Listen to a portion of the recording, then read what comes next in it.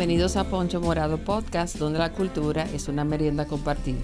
Este espacio llega a usted gracias al auspicio del Banco Popular de la República Dominicana en su 60 aniversario. Hoy tengo una invitada que es una amiga que quiero con todo mi corazón, así, con toda su forma. Bienvenida, Gildalina Tatembrache, a Poncho Morado Podcast. ¿Cómo te sientes? Hola, Angélica. Gracias por invitarme. Un gran honor y un placer estar aquí contigo. El honor es todo mío, Gildalina. Bueno, Gildalina y yo nos conocemos en misiones, vamos a decir, misiones en las cuales yo aprendo de mujeres como ella y otras más a hacer trabajo de interés social, de interés colectivo, acción política encauzada sobre todo con el tema de la mujer. Y en un maravilloso descubrimiento la semana pasada, el Instituto Dominicano de Telecomunicaciones, en ocasión del aniversario o la conmemoración del Día de la No Violencia contra la Mujer, que es una efeméride que acaba de cumplir 25 años. De hecho, Gildalina estuvo en Nueva York en el evento que conmemoró en la declaratoria. Mientras tanto, nosotros aquí fuimos convocados por el Indotel, gracias Yulisa Cruz y Guido Gómez Mazara por la invitación, para ver un documental que para mí fue una maravillosa sorpresa, a pesar de que su primera edición es de 2009, ¿no? Sí. La parte 1 y la parte 2. 2015. 2015. Se llama Mujeres Extraordinarias. Y la mejor noticia es que es un renovado, añejado y recomendado regalo de Navidad, porque está disponible en YouTube. Y Gildalina es su directora y realizadora. Antes de empezar a hacer un conjunto grande de preguntas que tengo para mi amiga y admirada colega, quiero comentar una reflexión que recientemente leí, Gildalina, y a todos. Carlos Reverón Bultón, venezolano, escribió un libro que me fue recomendado por alguien que es muy querido por nosotros. Gildalina es mi colega, el doctor y profesor Jaime Rodríguez Arana, un gran maestro, de Derecho, oriundo de Galicia. Y en ese ensayo que don Jaime prologa, y por eso lo conocí, dice: el ensayo es sobre el cine como medida de reparación de los derechos humanos, algo que Gildalina conoce muy bien porque es una especialista en la materia. Dice don Jaime que destacando la capacidad del medio audiovisual, como el trabajo que ha hecho Gildalina, de involucrar emocionalmente a los espectadores al eliminar la distancia que produce la objetivación científica de un fenómeno. Hace unos días conocí este documental que les refiero, y como ya le he dicho, en sus 2 ediciones, y soñamos con que Gildalina pronto nos entregue una tercera, se encuentra disponible de manera gratuita en YouTube y fue auspiciado desde el inicio por el Indotel, ¿correcto? El primero fue auspiciado por Indotel. Ah, muy bien. El segundo fue auspiciado por mí. Ah, muy bien, porque Gildalina es investigadora, guionista, directora y realizadora de ambos productos, de ambas obras cinematográficas. Bueno, cuento con la edición de mi hijo River, que sí estudió cine. Es muy buena. Ah, se nota, y bueno, y ya luego diré en los elementos en que le pido, ya, porque además el deleite, primero la profundidad del contenido y el deleite de un trabajo cinematográfico bien hecho. Tremenda mancuerna haces con tu hijo. Quiero emularte en eso. Oíste, Simón, ese es el mío.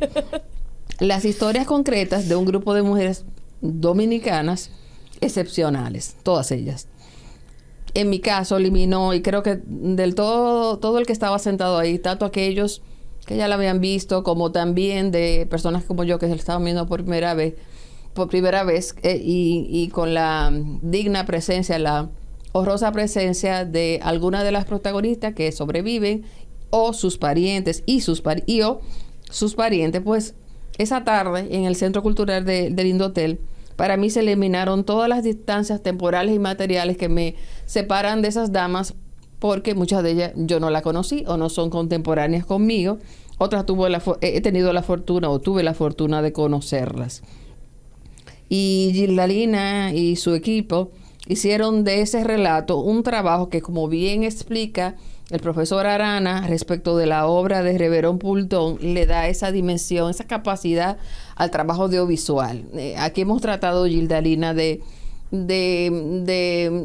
traer el tema del cine. Claro, el cine es entretenimiento, es cultura, pero sobre todo es un soporte por el cual podemos hacer, podemos construir una identidad. Tu trabajo es una gala para mí de fin de año como tema de este podcast. Pero bueno, la emoción se me nota, ¿verdad? Vamos a las muchas preguntas que le tengo a nuestra querida directora, la señora directora, además de preguntarte cómo te sientes. Bueno, pues bien, la vida puede estar compleja en los últimos tiempos por temas personales y por temas políticos. La geopolítica mundial anda un poco complicada y eso en ocasiones te pone a pensar cuáles son las estrategias, cuál es la manera de vivir que tienes que asumir cuando hay crisis. Y estamos en una época de crisis.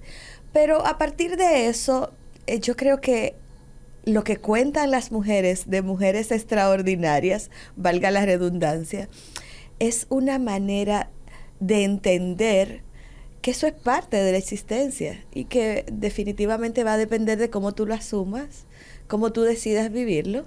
Y yo como opción de vida siempre he asumido la defensa de los derechos. Yo creo firmemente en que ese artículo 1 de la Declaración Universal de los Derechos Humanos, todas las personas nacen libres e iguales en dignidad y derechos. Yo me creí ese cuento desde niña y desde ahí vivo. Y lo vives de una manera multifacética, porque además Gildalina es una excelente profesional del derecho, una activista y una cineasta, duda no cabe.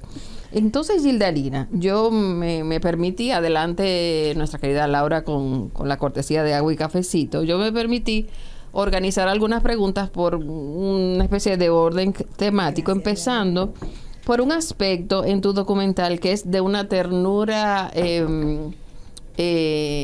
luminosa, que es el momento, gracias querida, en que nuestras protagonistas, iremos diciendo sus nombres a medida que vayamos comentando el trabajo. Gracias de nuevo. ¿Cómo fue esa primera etapa de la vida? Y qué importante que la producción se detuviera en ese aspecto, porque creo que descubrimos muchas cosas con las respuestas que estas damas nos dieron. Fíjense, Josefina Padilla, por ejemplo, una de las protagonistas, cuenta cómo ella, estamos hablando de una crianza que de los años 40, en el caso de Josefina, ¿no? Sí. Jugaba a las canicas, él le dice belluga, a la pelota, así como también a los jacks, que es un juego más de niña. Pero me encantó cuando ella contó que una de sus travesuras favoritas era vaciarle agua de café a los hoyos para que las cacatas salieran y matarla. O sea, desde muy pequeñita, eso demuestra mucho carácter. En el caso de Doña Ibelice, Doña Ibelice, todas son adorables, pero yo tengo mi debilidad por Doña Ibelice, debo decir. Para mí es la mujer más inteligente que la República Dominicana tuvo en el siglo pasado. Así de sencillo y así de fiel esa descripción. Corroboro con ella. Yo digo, yo no sé por qué, pero yo como que me identifico con todas, pero con Ibelice la siento tan especial. Gracias por ese comentario, porque valida mi emoción. Ibelice habla en su caso de que jugaba a las mariquitas. Yo creo que Gildalina y yo también coincidimos con ella en ese tipo de juego. Entonces yo le pregunto aquí a mi amiga, que yo soy una mujer muy inquieta. Gildalina, ¿es importante comunicar a los padres de hoy? Siempre me preocupa que como yo no tengo niños chiquitos, pero tampoco tengo nietos, a veces en este espacio me olvido de que tengo muchos pasados alumnos que están criando sus hijos con 2, 7, 5 años. Pensando en ellos que tienen la cortesía de ver este programa, es importante comunicarle a estos nuevos padres dominicanos y no dominicanos que también nos hacen el favor de escuchar este programa, que además de los juegos electrónicos y bueno, somos parte, o sea, el tiempo pasa y hay que dejar que los hijos sean parte de la modernidad, pero oyendo a estas mujeres y oyendo lo que en su primera etapa de la vida estimuló sus curiosidades, ¿crees que es importante, ahora que viene Santa Claus y los Santos Reyes Magos y el Niñito Jesús, no perdamos esas tradiciones,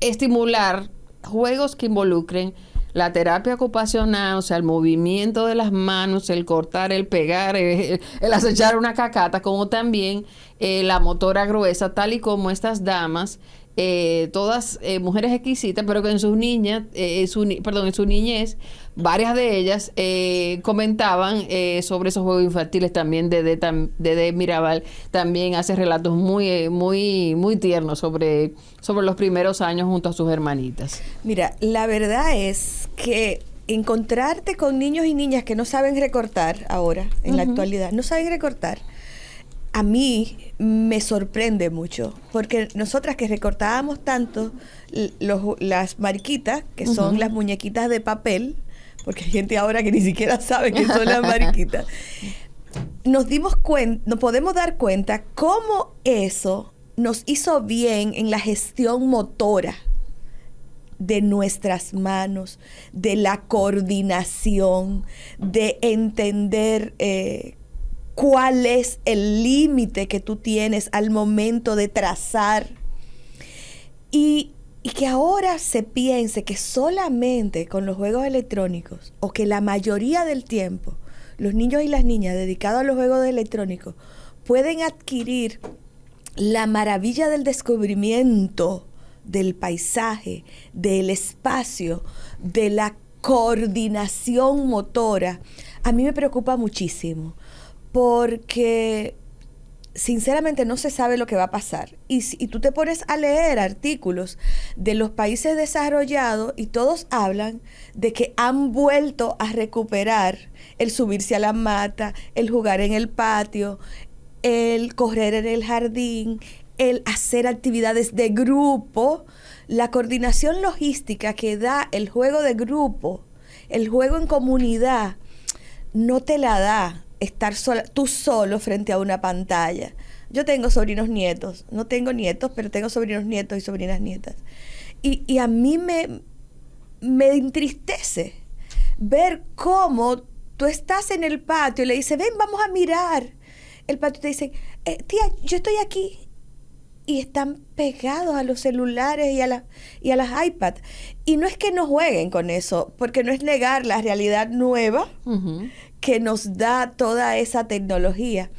Pero tener la visión del horizonte, la capacidad de contemplar la lontananza, no te la dan los juegos electrónicos.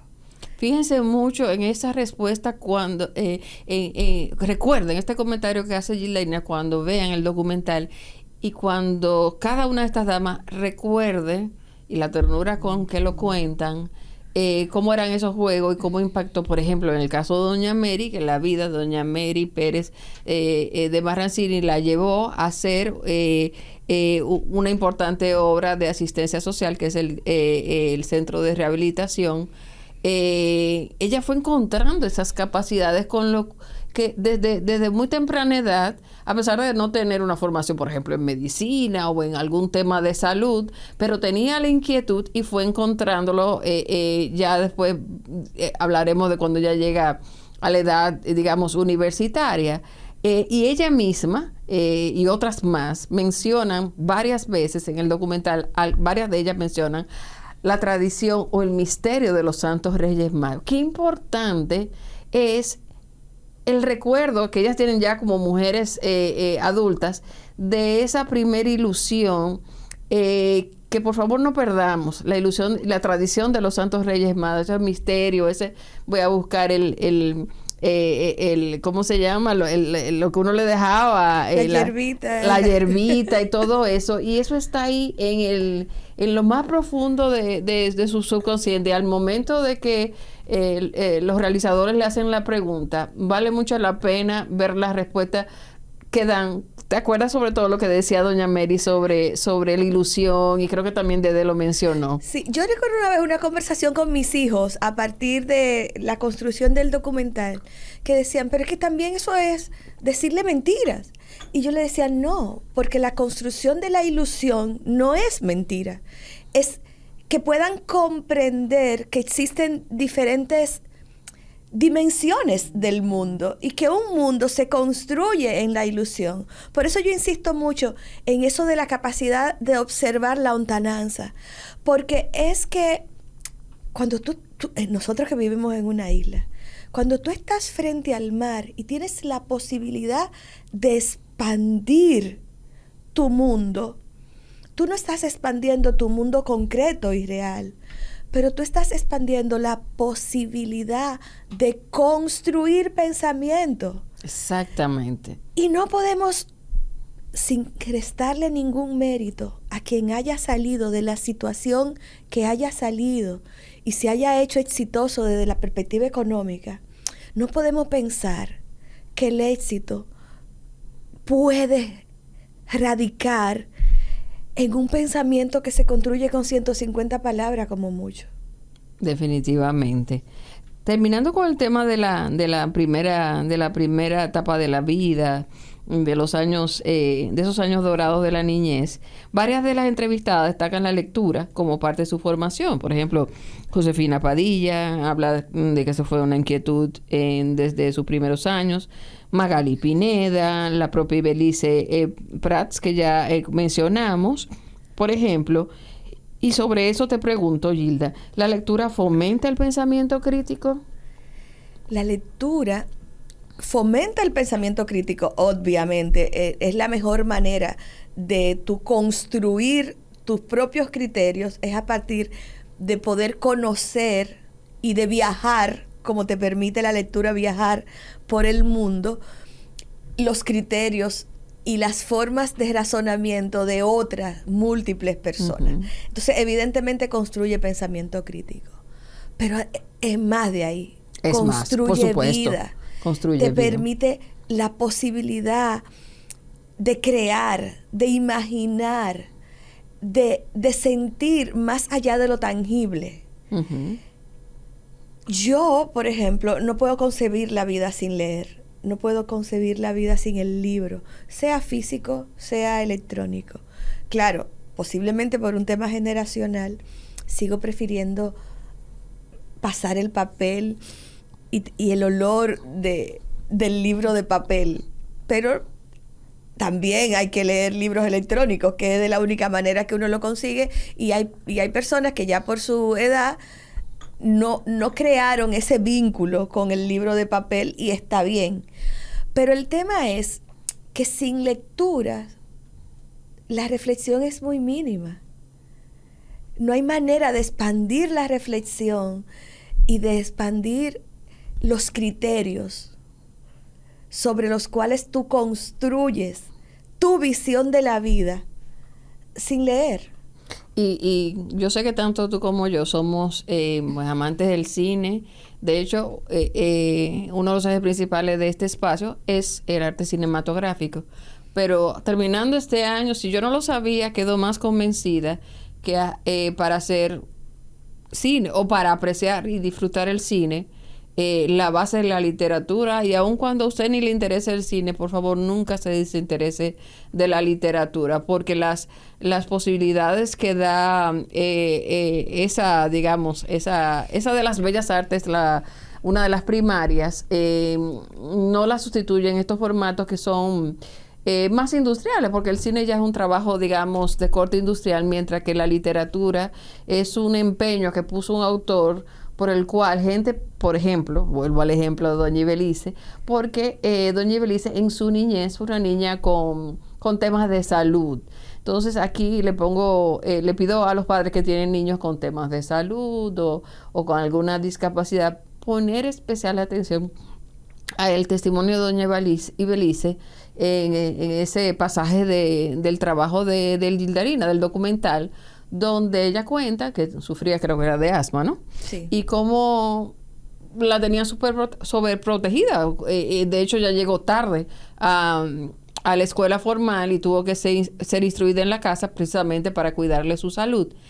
Y a través de la literatura, de los libros que ella encontró en su casa y que fue descubriendo, y fue muy avanzada desde una edad muy temprana, leía libros que todavía yo no he leído desde que era niña, encontró la libertad, o sea, una dimensión que la acompañó, como ella contara, con aquella gracia que tiene esa mujer por el resto de su vida, ¿verdad que sí? A mí me encanta cuando ella dice que había cosas que ella no comprendía de lo que estaba leyendo, pero le quedaba ese sustrato de que era algo bello y que en algún momento sí, que creo que leyendo a James Joyce dice, yo no entendí, yo no tenía edad para entenderlo, pero me quedé con esa y sabía que en algún momento de la vida la iluminación iba a llegar para comprender lo que había llegado a mi vida en un momento determinado.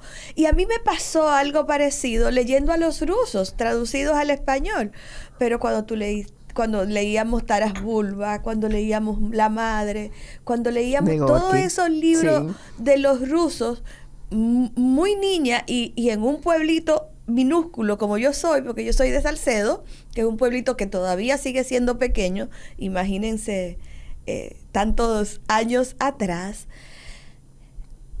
yo no sentía que yo estaba en un lugar minúsculo. Yo podía construir mi historia en grandes dimensiones a partir de la lectura. Entonces, no puede ser que nuestros niños y nuestras niñas se estén educando solamente con los juegos electrónicos y no con las lecturas, sean las adecuadas para su edad, sean las que solamente les va a quedar el sustrato, como el caso de los rusos o de Joyce en la época de Ibelice o en la época mía.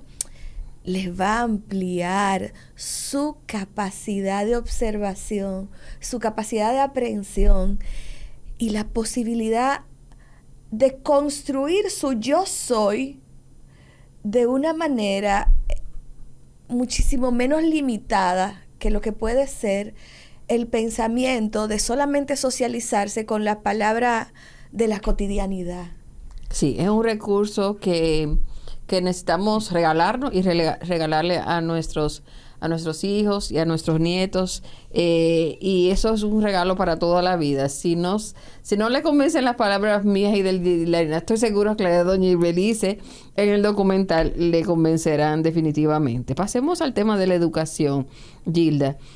Sina Cabral, doña Ibelice, Milagros Ortiz Bosch, que son también otras protagonistas de versión 1 y versión 2. Recuerda que son 2 versiones, están en YouTube, lo pueden buscar con su nombre tal cual, pero vamos a poner los links o las ligas o enlaces en nuestras redes sociales.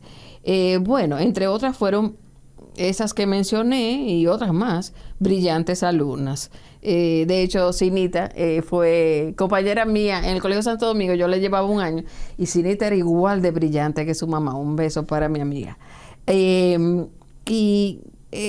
Sus padres la apoyaron en ese sentido para destacarse como en la academia, ¿no? Sin embargo, está el caso de Gladys Gutiérrez. Esa es otra protagonista impactante, ¿no? Doña Gladys cuenta que encontró oposición en su casa. Ya los detalles los dejaré para no ser totalmente spoiler, para cuando lo vean. Para ella, la formación fue, o era, y sigue siendo todavía, creo yo, para algunas personas, aprender a atender un hombre. Ella lo describe de una manera muy, muy cruda, como le tocó a ella, como le ha tocado a muchas mujeres en la República Dominicana. Y a propósito de su testimonio, Gildanina, te pregunto, ¿todavía ese deber impera, aunque sea subrepticiamente, aunque vayamos a la escuela, aunque vayamos a la universidad, aunque formemos parte de la fuerza laboral, aunque seamos personas que de alguna manera en la política, en otras dimensiones tengamos influencia, porque definitivamente un progreso ha habido, pero todavía está ese deber ahí no escrito de todo se puede ocurrir, pero recuerda que tu deber es atender a tu marido o a tu papá o al hombre que esté cerca de tu familia, que represente la masculinidad. Mira, lo que pasa es que el mundo se sigue construyendo en una perspectiva androcéntrica. O sea, el centro sigue siendo lo masculino. Y esto no se trata de tu hermano, tu papá, tu hijo, tu amigo. No es un tema individual, es un tema estructural. Yo siempre digo que las personas que yo más quiero en el mundo son 2 hombres, porque son mis hijos, que yo parí, que estuvieron en mi vientre y que amo de una manera indescriptible. Lo que muchísimas veces uno, así como en tema coloquial, dice, amo con locura. En consecuencia, flaco servicio le haría yo a lo que más amo en la vida si en mi discurso incluyera cualquier hálito que pueda considerarse como que es en contra de. Por supuesto. Porque no es así. Es la comprensión de cómo opera el fenómeno cultural en la construcción del mundo para hacer creer, Gramsci lo explica muy bien cuando habla de las jerarquías y de las estructuras y las superestructuras, de cómo se construye un discurso político que naturaliza cuestiones sociales. Y todavía en el mundo hay construido un discurso político de los hombres como los dueños del espacio y las mujeres como las cuidadoras.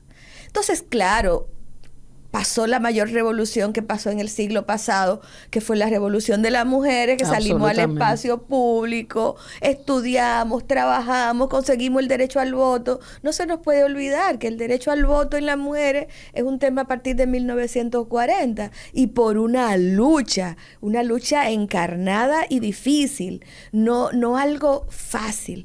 Ahora, como la historia se cuenta desde la perspectiva de la guerra, eso no está reflejado en los libros de historia como lo que fue la mayor revolución, la que incluyó a la mitad de la humanidad en el concepto de ciudadanía.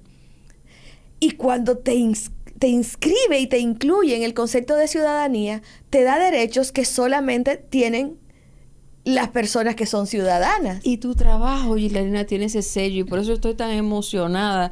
Yo salí del centro cultural y dije, no, pero... es más, desde allá yo le estaba escribiendo por WhatsApp, Gilarina, ¿dónde tú estás? No, yo estoy en Nueva York, tengo que verte por esto y esto y esto, porque, caramba, gracias por permitirme entender la historia de este país a través, historias recientes, a través de el testimonio de esta mujer, el mundo visto a través de ella. Por supuesto, la mayoría yo sabía quiénes eran. Solamente, déjame decir, yo no sabía quién era Josefina Padilla. Cero. No sabía nada. No sabía que ni que siquiera había sido que había la primera existido. mujer candidata a la vicepresidencia de la República. Y yo sabía de su partido, y yo sé quién es don Alfonso. Pero recuerda que yo estudié, al igual que tú, en una época que la historia dominicana era un tabú. Sí. La historia dominicana reciente. O sea, yo sabía más de los taínos que de las Mirabal. Porque cuando llegaba esa parte de la enseñanza, los profesores decían, bueno, el examen final, y cerraban el libro. De hecho, el libro de Fran Moya Pons surgió en mis años de estudio, y aunque por supuesto yo no salí del bachillerato ayer y se supone que soy una mujer informada, estos no son temas que abundaban sino hasta, qué sé yo, 20 años... reportajes, y si hubo uno, pues se me pasó, porque no la conocía, y eso lo digo y quiero ser honesta, porque eso es para mí una evidencia de lo mucho que todavía tenemos que hablar de una figura tan importante como ella. Gracias por revelármela. Pero en el caso de las otras, que sí, por supuesto, la conocía a todas, me di cuenta por el documental que no las conocía lo suficiente, o la conocía quizás en su plano público, pero oír contar su vida me dio una perspectiva no solo de ellas, sino de la propia historia, y me permitió organizar lo que tú explicas. Caramba, es cierto, nosotros entendemos la historia a través de la guerra. Eso es una forma de entender pues los procesos evolutivos de las sociedades, incluida la dominicana. Pero cuando tú entras a los hogares de ellas a través de este trabajo, que donde Gilena efectivamente va a sus casas y las oyes en sus salas, en su mecedora, entonces tú dices, pero es que hay otra historia social que necesita ser contada y vuelta a contar. Y estoy segura que hay muchas obras escritas, además del documental, pero que necesitan ser divulgadas para las nuevas generaciones e incluso para generaciones de señoras como yo. Y Ilonka Nasidi Perdomo creó un concepto para eso. Ah, y muy ella bien. habla de la contrahistoria. Ah. La contrahistoria, que es contar nuevamente la historia desde la perspectiva de las mujeres. Porque si tú lees los libros de historia, la perspectiva es absolutamente masculina. Entonces, no es sacar a los hombres de la historia, ¿No? pero es construir la historia desde ambas perspectivas. Porque es que la historia de las mujeres incluye a los hombres, porque los hombres tienen mamá, los hombres tienen hermanas, tienen hijas, y enriquece la que ya conocemos. Es decir, no es quitar una por la otra, sino consolidarla. Y sacarnos de ese rol de siempre ser el apoyo para darnos el rol real de protagonismo, de liderazgo, de resistencia, de inteligencia que las mujeres hemos tenido en la vida. A mí me preocupa que somos, incluso en nuestras efemérides patrias, estamos más atentos a los héroes de los momentos cruciales y bélicos de nuestro país. Sin embargo, los héroes de la paz suelen ser olvidados o relegados, y tu trabajo es, hay una mezcla de personas que también tuvieron en el frente en momentos de cruciales y bélicos de la historia de nuestro país, pero también gente que pasado ese evento construyeron paz o siguieron la lucha, bajaron las armas, pero trabajaron con otras armas. Por ejemplo, ¿crees que se debe rescatar la educación doméstica que comentó? Eso me interesa mucho tu respuesta. Doña Mary Pérez en el documental. ¿Existe un modelo parecido? Son dos en una, junté dos. ¿Existe un modelo parecido al de Escuela Nueva, la escuela fundada por Magali Pineda y otras educadoras en la actualidad, que llamó mucho mi atención? Tengo amigos muy queridos que son pasados alumnos y son personas que se le ven esos colores de esa educación renovada. Mira, yo pienso que si me pongo a buscar un modelo al estilo Escuela Nueva en la actualidad, yo te diría que lo que yo encuentro, de lo que conozco, más parecido, está en mi pueblo. Ah, sí. Sí, en una experiencia muy interesante que se está llevando allá con el Liceo Científico. Ah, pero mira qué bien. El Liceo Científico es una escuela que está en todos los rating, no sé cómo se pronuncia eso, nacionales e internacionales, como una de las mejores escuelas del país, y que las universidades de Estados Unidos están captando a los muchachos y las muchachas que salen de ahí. Pero que además de eso, de su planteamiento desde la ciencia, tiene un planteamiento social, desde todas las personas son libres e iguales. En consecuencia, el espacio de cuidado, el espacio doméstico, es un espacio que corresponde a los varones y a las mujeres. Entonces hay que construir el espacio de cuidado en una visión de que no es por el sexo que se define quién cuida, sino por la solidaridad, la empatía y la responsabilidad ética y ciudadana, la responsabilidad de persona que tenemos con las demás personas. Si lo queremos ver desde el cristianismo lo explica súper bien, con un solo mandamiento: amarás a tu prójimo como a ti mismo. Debo decirte que mi hijo, que estudió en el CONSA, tremendo colegio, una de las mejores decisiones que he tomado en la vida, gracias a mi hermana Leticia que me lo recomendó, hizo la secundaria allí, y su programa de formación humana y religiosa incluía, entre otros aspectos, el que las clases de cocina eran para niños y niñas, o sea, para los varones y las niñas, y tenían que hacer un poco lo que doña Mary cuenta y mi mamá siempre me hablaba de que en la escuela aprendió todo esto de trabajo doméstico. Sí, el tema es que, como doña Mary lo cuenta, solo tenían que aprenderlo las niñas. Las niñas en esa época, igual que mi mamá. La propuesta es que revolucionemos las labores de cuidado y entendamos que no podemos construir hogares donde el hombre está como en un hotel, sino que tenemos que construir hogares donde todo el mundo participa. Ni los hijos varones tampoco donde deben estar como todo el mundo participa en el proceso del sostenimiento del hogar. Y eso nos hace como familia más independientes y más, más conscientes de cuidar lo que tenemos. Yo creo que el fenómeno, Lalina, lo hemos hablado en otros espacios, tú y yo en el grupo que compartimos con otras fabulosas mujeres, de que es atípico el traslado que ha hecho la sociedad dominicana al servicio doméstico. Ya sé que en otros países de Latinoamérica también ocurre, yo lo viví en México, pero nosotros tenemos que ir pensando, ir migrando a otro estilo de... Sí, es una experiencia de países empobrecidos, donde hay personas que tienen una limitación de recursos tan grandes que siempre vamos a conseguir personal que... algunas veces explotamos mucho, otras veces explotamos solo un poquito, pero que muchísimas veces depende de la conciencia individual y no de cómo opere la estructura de funcionamiento y de régimen de ese trabajo. Pero estoy de acuerdo contigo, Gildarina, de que la escuela puede ser un motor del cambio. Claro. Así como hoy día... Debe ser. Debe ser. Hoy día, cualquier bachiller o estudiante de secundaria, digamos, le dice a su papá, papi, mami, ustedes no deben fumar. En la época nosotros primero no opinábamos. Claro. Si opinábamos nos daban una cortada de ojo. Pero en la escuela se ha creado de hace ya 15, 20 años esa conciencia y son los hijos que le dicen a sus padres, tienes que dejar el cigarrillo. Claro, o el tema de la contaminación. También. La conciencia sobre la contaminación. Yo creo que mis hijos y mis hijos, estudiando en escuela nueva, por cierto, desde muy niños podían decir, no, la basura tú no la puedes tirar ahí porque tú contaminas el ambiente. Entonces construyes otra manera de relacionarte con el medio ambiente. Pero eso mismo pasa cuando tú haces conciencia de, pero ven acá, ¿por qué es que las niñas son las responsables de cuidar? ¿Cómo es posible que yo tenga a una jovencita en mi casa, que es mi hija mayor, y tengo un niño que es mi hijo menor, y cuando yo salga yo le diga, cuida a tu hermana, que tú eres el hombre de la casa?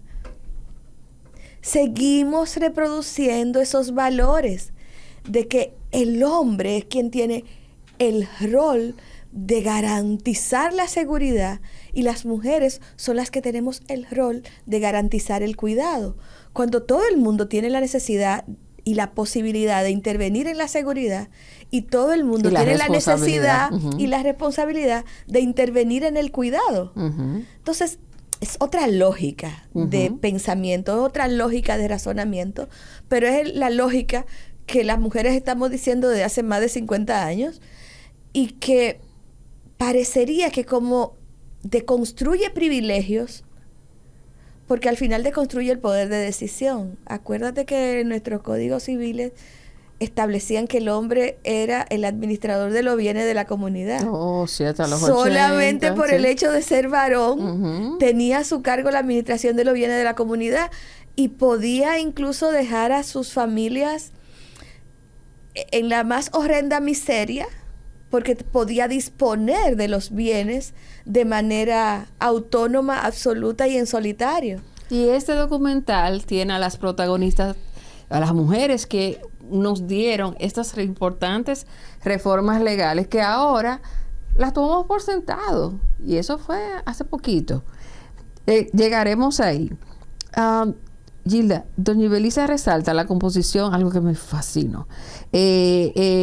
La composición social plural que había en el colegio donde ella estudió, que es el Instituto Salomé Ureña, durante la dictadura, y es interesantísimo, no dejen de escucharla, contar cómo en ese lugar, durante la dictadura, había una especie como un refugio de la resistencia, que acaso, porque era un colegio de niñas, pasó por debajo del radar de la dictadura, y existía incluso un proceso electoral que se llamaba la República Escolar, por el cual elegían democráticamente a la presidenta del Consejo Estudiantil en pleno régimen de Trujillo, y ella, muy curiosa, fue donde su papá, que era presidente del partido, ¿cómo se llamaba? Partido Dominicano. El Partido Dominicano, un partido único que había con Trujillo, que todo el mundo tenía que votar por ese solo.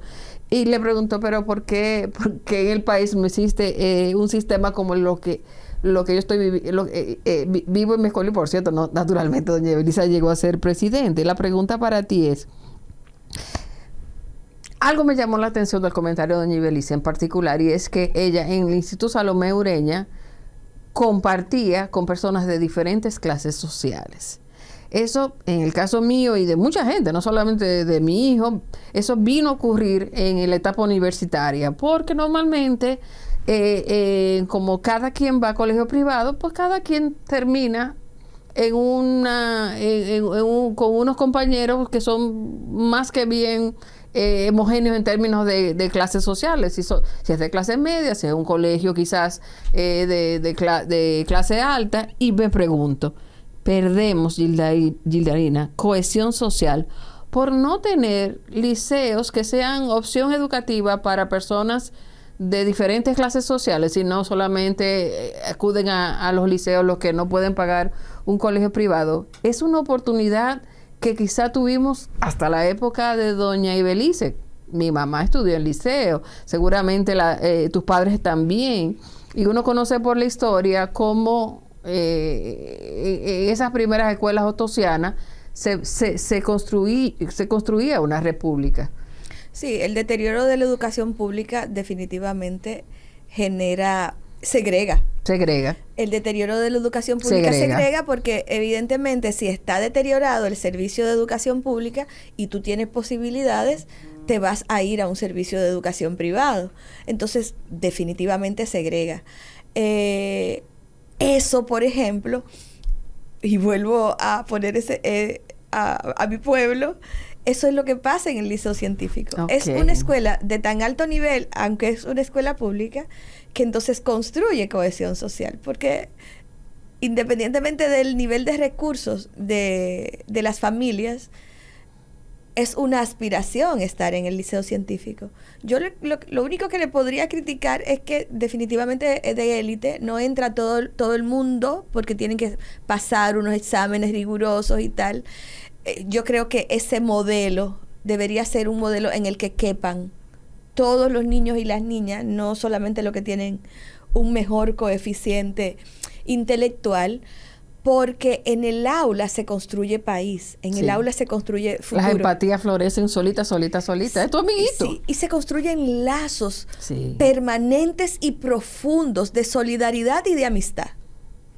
Entonces, si tú tienes estos focos donde solamente tú vas a compartir con los que son de tu mismo nivel adquisitivo económicamente, solamente vas a conocer a ese tipo de población. Y solamente te vas a identificar y vas a vivir un poquito acuartelado. Y todo va mucho, quizás por la lectura o por otras influencias, por la propia familia, evitar que la persona quede encerrada en una...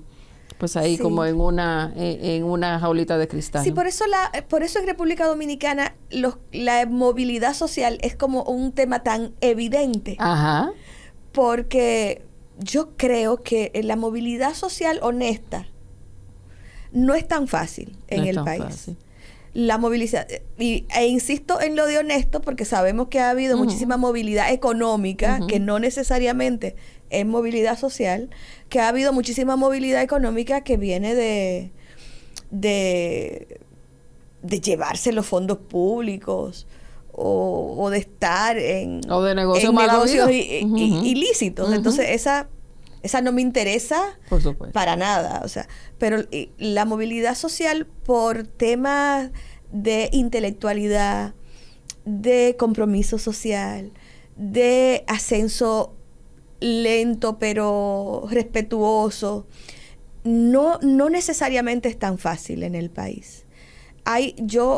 Por lo menos yo que vengo de pueblo, que llegué al mundo de la capital desde un pueblo, posiblemente tengo la posibilidad, valga la redundancia, de mirarlo de una manera muchísimo más crítica y tomando distancia que quien siempre ha vivido el mundo de la capital. Ya lo creo. Porque tú llegas de un pueblo... Porque la capital se vive en esta estructura de que tú naces. Exacto. Tú llegas de un pueblo y tú comienzas a darte cuenta de que eres anónimo.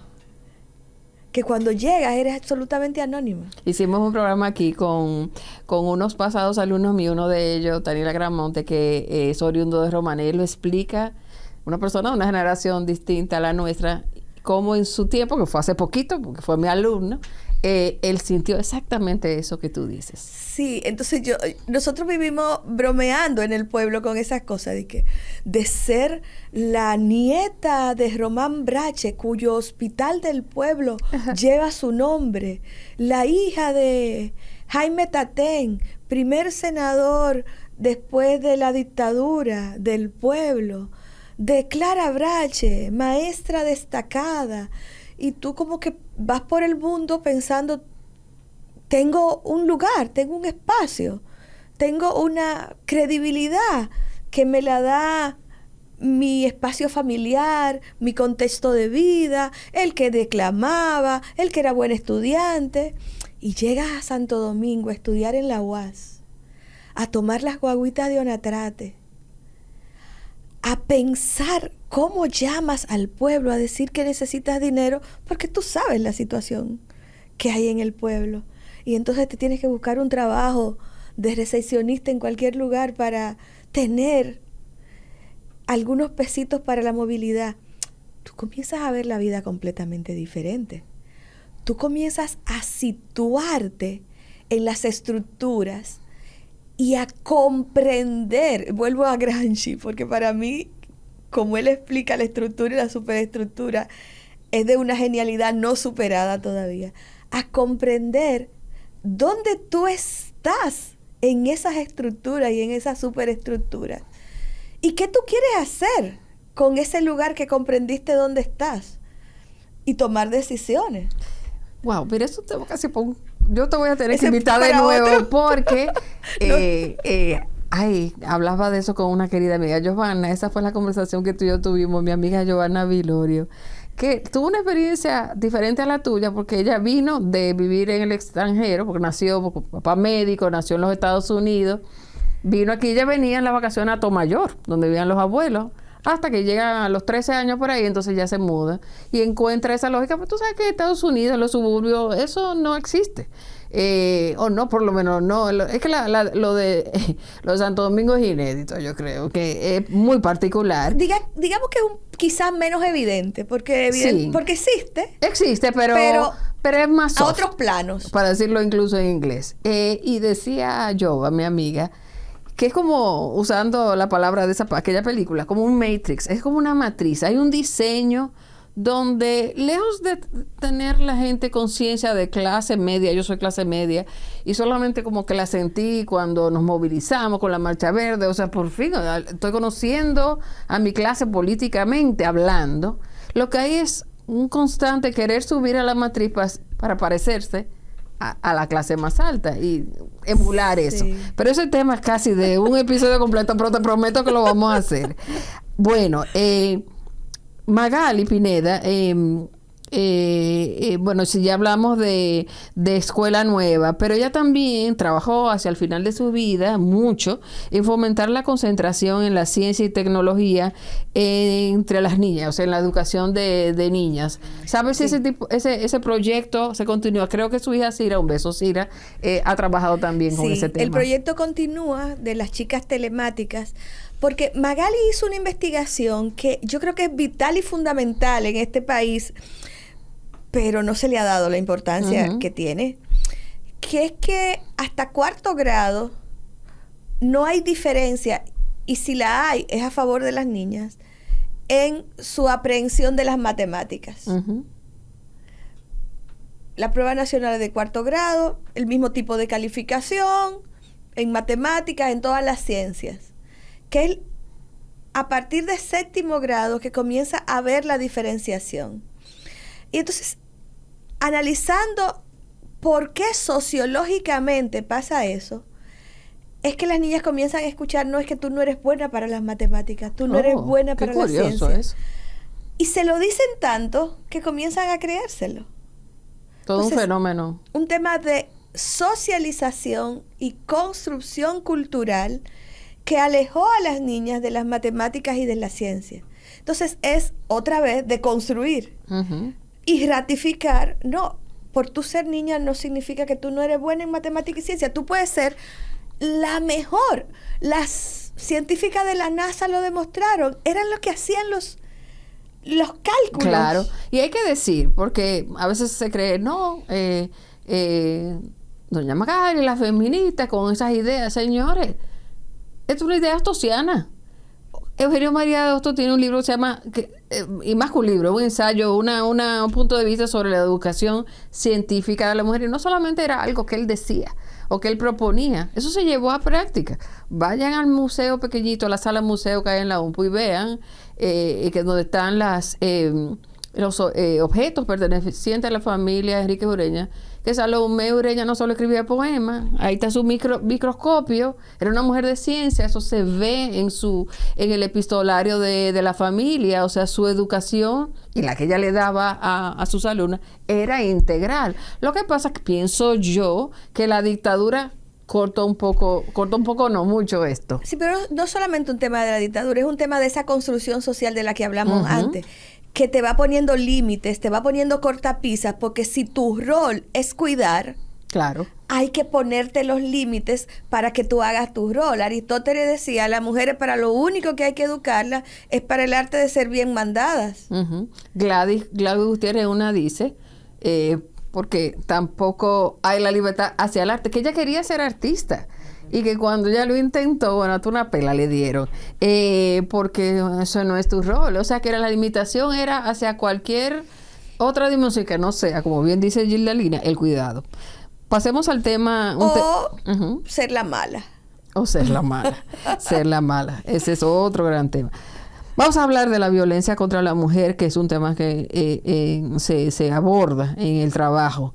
Bueno, no fue, y me corregirás, Gilda, hasta los trabajos de denuncia en la etapa en que empezaron tanto Magali como Susi Pola y otras personas, Margarita Cordero y otros periodistas y personas que trabajaban en este ámbito.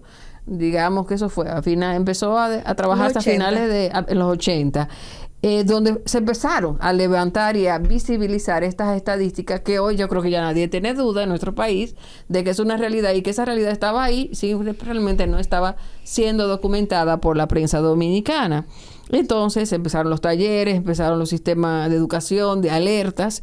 Sin embargo, a mí me desgarró, tengo que decirte, escuchar los testimonios de Gladys sobre experiencias que tuvieron personas muy cercanas a ellos, amiguitas, violadas por tíos o por estos empresarios artísticos que por eso le dieron la pela, porque ella se fue a Radio Televisión Dominicana y pues muy inocentemente, pero ella misma cuenta, ciertamente a otras amiguitas mías fueron abusadas por querer tener una pretensión artística en ese canal oficial. Y oírlo, quizá uno lo sospecha, lo sabía, ha oído algo, pero escuchar que en esos años eso existía, pero era un tabú de lo que no se hablaba, me hace preguntarte, ¿crees que se mantiene ese nivel de ocultamiento a la fecha? Yo pienso que sí. Yo creo que los niveles de abuso que evidencian las estadísticas en República Dominicana y en el mundo siguen hablando de que tiene que haber una alta tasa de impunidad y de ocultamiento.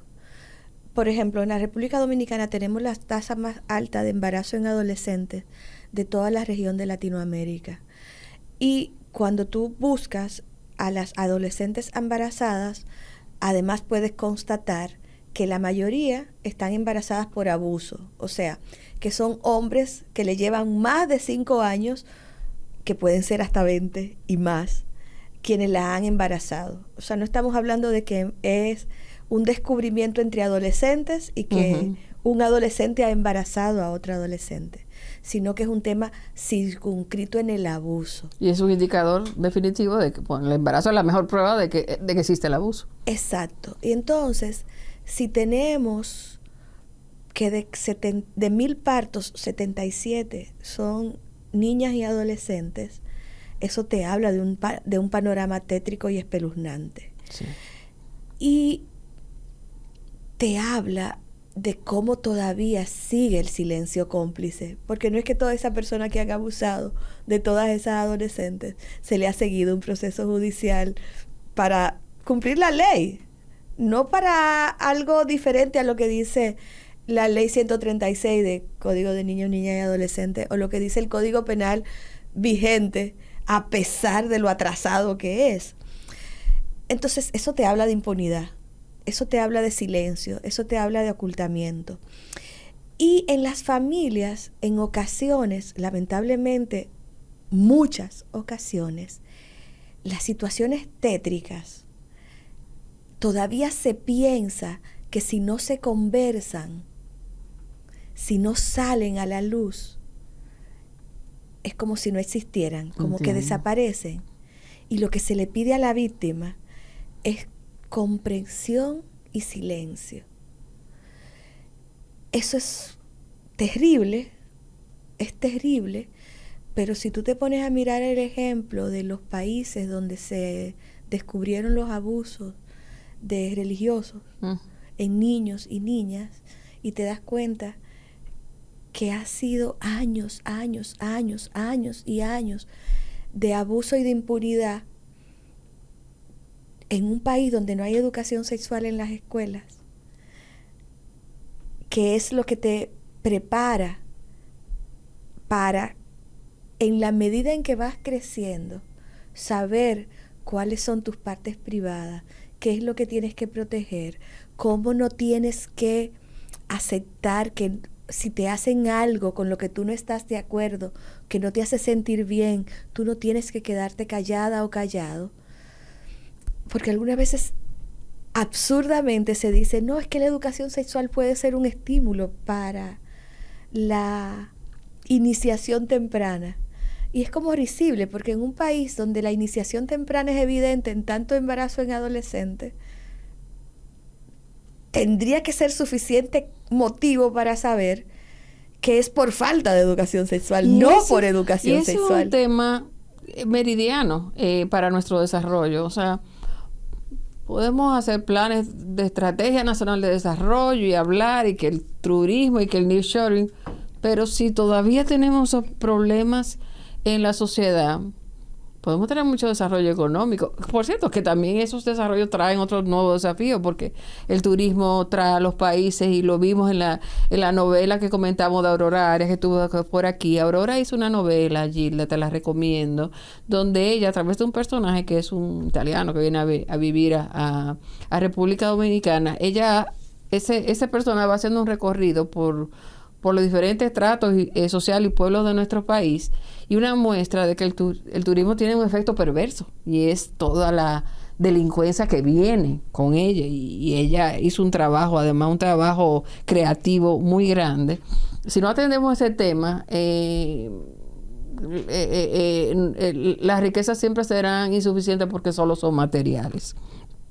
Pasemos a temas de, por ejemplo, antes, con el tema de la violencia de mujer, antes de pasar a temas, a un signo positivo, no puedo dejar de mencionar la historia de recomendar, escuchar directamente los testimonios de las mujeres torturadas en la 40, el temple para soportarlo de Doña Sina y otras prisioneras, y no solamente durante la dictadura, hay otros testimonios de Gladys, por ejemplo, en los 12 años de Joaquín Balaguer.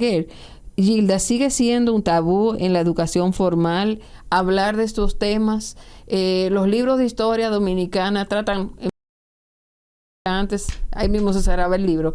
Te puedo decir que hasta entiendo un poco a la profesora, porque cuando yo estudié en mi colegio había hijos de víctimas y victimarios en el aula. Entonces era complicado.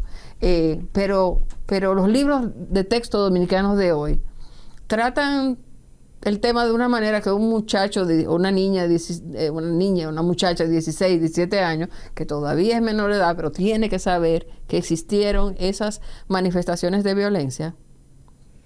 Mira, no me atrevería a afirmarte lo que pasa en los libros, porque me acabo de dar cuenta que tengo que revisar los libros de texto. Vamos a revisarlos juntos y vamos a ver eso. Me acabo de dar cuenta que tengo que revisar. Ya te sembré esa semillita. Sí, pero lo que sí te puedo decir, que por los niveles de conversación que tú ves en las redes sociales, el desconocimiento es atroz. Es atroz. Incluso, lamentablemente, hay un grupo político, económico, no sé qué tipo de grupo es, que se está encargando de instalar un discurso de descrédito a historias de heroicidad. Y lo hemos visto con las hermanas Mirabal. Sí, gente. Es que son muy miserables. Sí, pero yo creo como que... Pero hay que decirlo porque... Pero es que a mí me parece que no es algo gratuito de alguien. No, sino una que eso campaña tiene que orquestada. ver con algo que está orquestado más allá, con muchísima gente, como tú dices. Teníamos hijos de víctima, hijos de victimario en las aulas. Queda muchísima familia de victimarios muy bien instaladas y muy bien posicionadas económicamente en la República Dominicana, que tienen mucho interés en desmeritar la lucha, porque quieren como limpiar su historia.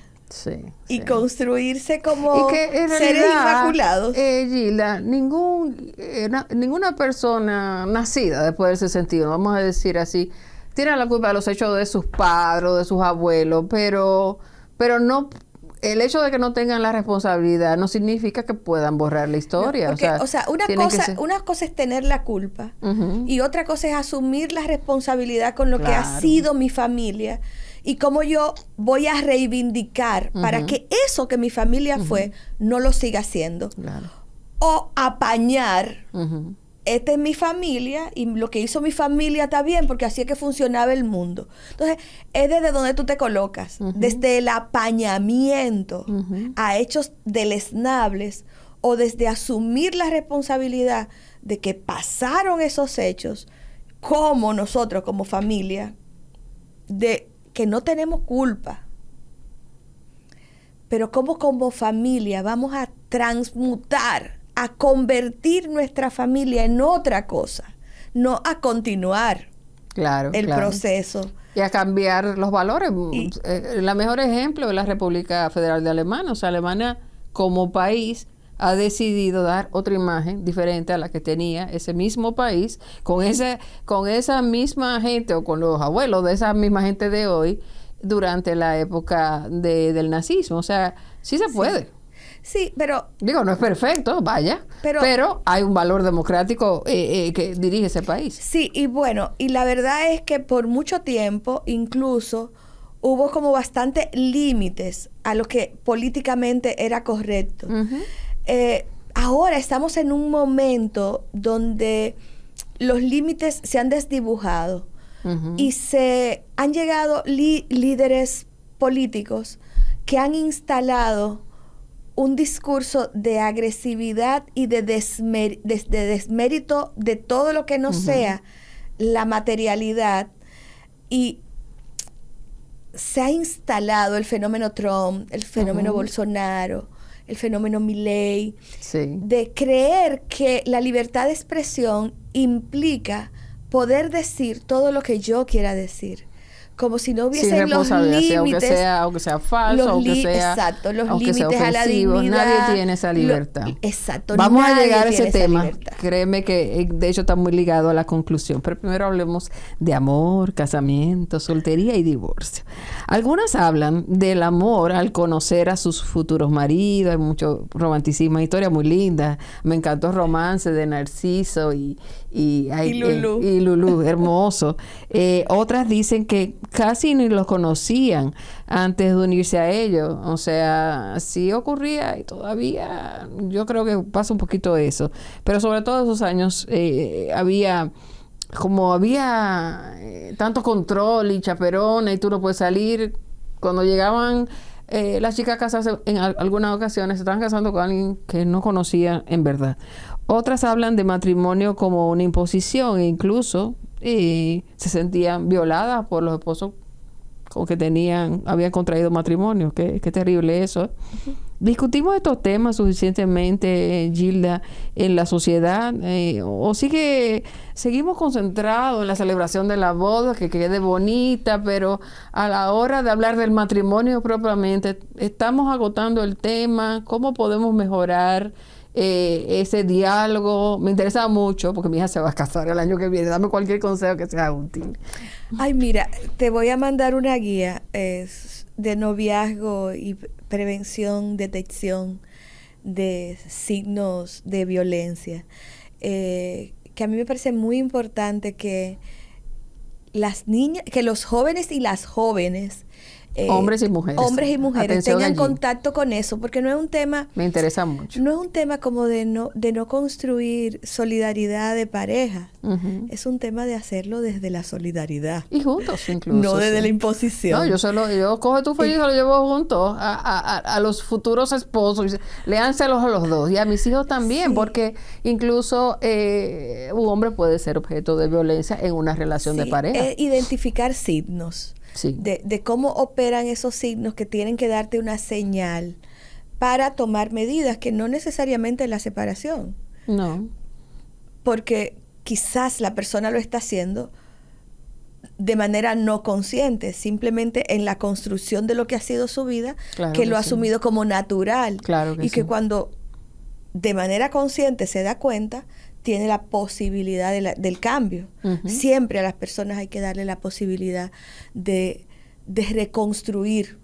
Los movimientos feministas en México están muy enfocados en eso, Gilda. Y yo sé que aquí también se trabaja de que la no violencia contra la mujer tiene que trabajarse de dónde viene la violencia de ese hombre e ir al origen. Sí, yo soy una convencida de que con los hombres hay que trabajar. Si tú no trabajas con los hombres y solamente trabajas con las mujeres, tú estás dejando fuera la mitad de la población. Entonces, no se trata de construir mujeres que saben que el mundo ha funcionado de manera androcéntrica y que eso hay que cambiarlo.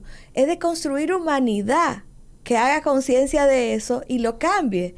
Y que los hombres estén dispuestos a perder el privilegio de vivir en el hotel, que es su casa, y saber que tienen que involucrarse con la cotidianidad de la existencia, y que casarse no significa que la otra persona es tu propiedad y tiene que pedirte permiso, sino que significa que dos personas adultas deciden convivir y compartir su vida. En consecuencia, tienen que establecer reglas de juego comunes de manera solidaria y de manera democrática. Eso no es tan simple, porque al final a nosotros no nos educan para la democracia, nos educan para la imposición. Nos educan para la imposición. No dejen de escuchar directamente de doña Milagros Ortiz, de Mirabal, sus testimonios sobre, por ejemplo, en el caso de ellas dos, su decisión de no volver a contraer matrimonio y cómo hicieron su vida sin solas, y digo solas, no, solteras es la palabra, porque sola no estaba ninguna de las dos. Así como los estigmas contra la mujer diversidad que comenta a doña Gladys. Por razones de tiempo, lo que les invito es a oír toda esa parte sobre segundas nupcias, lo trata doña Gladys, temas que tienen total vigencia hoy. Pero quiero ir a la parte que más me emociona de tu trabajo. Todo es interesante, pero esto me llega al alma y lo recibo como un regalo que me permite hacer un cierre de este año y de esta búsqueda que es este espacio, y es la misión vocacional de todas estas mujeres. Voy a tratar de resumir muchas notas que tengo. ¿Qué pasa? Uno ve este trabajo tan bien consolidado que ha hecho Gildarina, su hijo y su equipo, donde hay mujeres que llegan a esta misión. Bueno, doña Magali dice, yo cuando chiquita quería ser monja, porque ya ella tenía en esa imagen de esas mujeres educadoras o novicias que la educaron de niña, ella ya las admiraba lo que ellas hacían. Naturalmente, doña Magali fue encontrando sus propias misiones y sus propias utopías. Y cada una, y la belleza de este trabajo de Gildalina es que ella incluye en su protocolo, en su lista, inventario de mujeres extraordinarias, mujeres que hicieron, se movilizaron políticamente, en algunos casos usaron las armas, en otras a través de la educación, en el emprendimiento de un sistema de asistencia social, como el caso de doña Mary, en fin, algunas desde la vocación católica, otras del marxismo, pero al final del día, todas son mujeres que dieron su amor. Entonces, mi querida señora directora, al final se trata de eso, de ser buenas personas, pero no solamente de serlo como infinitivo, como me decían en clase de lengua española, sino en la acción social, no solamente en la acción privada, en la casa con los hijos, sino en la acción social, pensar en los demás como norma de vida. Mira, Silvia Rodríguez tiene una canción que dice que solo el amor alumbra lo que perdura. Y yo creo que no puede haber una expresión de mayor contundencia que esa. Porque el amor no está referido al amor romántico, está referido al respeto.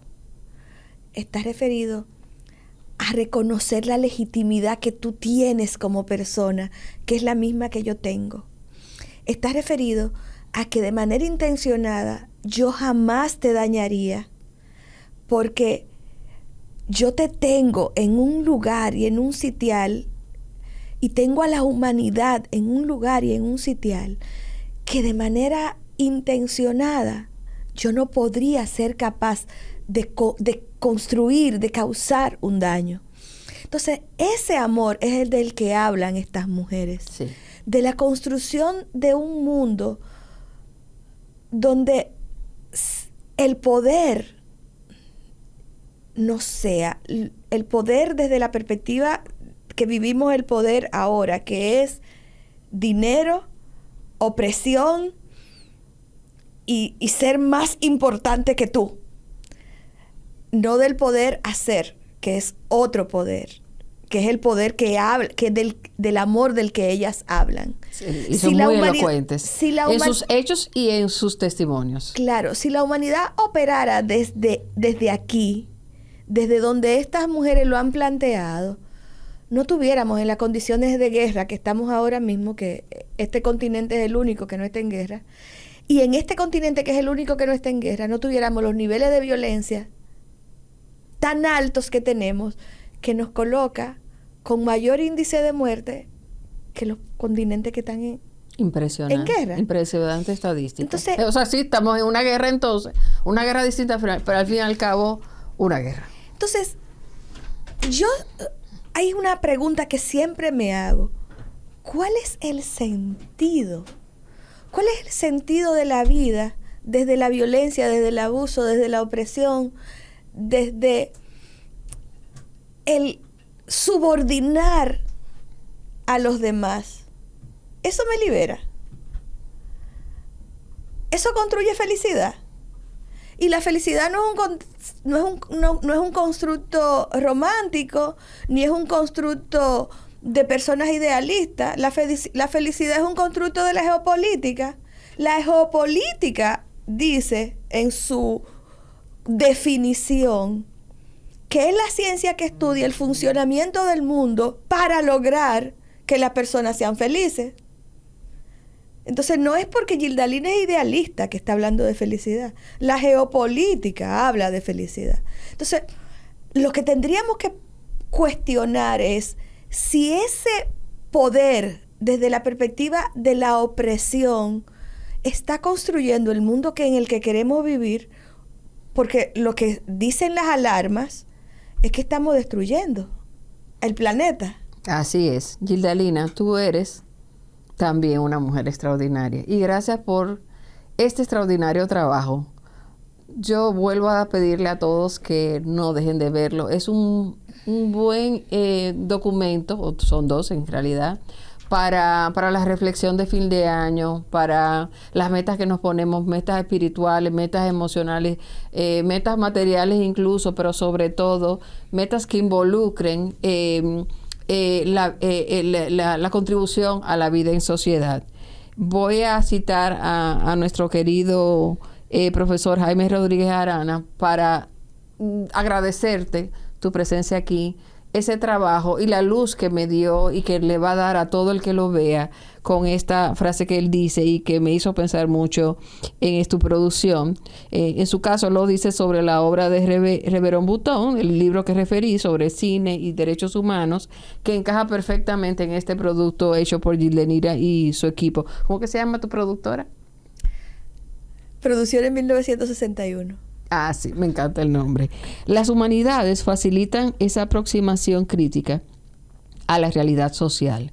Constituyen un foco permanente de la cultura. Nos recuerdan nuestra deuda con el pasado e inspiran nuestra creatividad. Cualidades que resultan francamente peligrosas para los grandes manipuladores de masas que mueven a su antojo los deseos y apetencias de millones de seres humanos en todo el mundo. Por favor, vean Mujeres Extraordinarias e inspirémonos todos a ser libres, pero ser libres en una construcción donde nos amemos unos a otros y hagamos un poquito más para que en toda esta ola de odio que viene como arropando al mundo, sea vencida por lo que siempre vence, el amor. Muchas gracias, Gildalina. La revolución es desde la alegría, que eso nunca se nos olvide. Muchísimas gracias por el honor de estar aquí y por ayudarme a hacer de este espacio un lugar de difusión de un trabajo tan extraordinario. Gracias a ti por invitarme. Y feliz Navidad.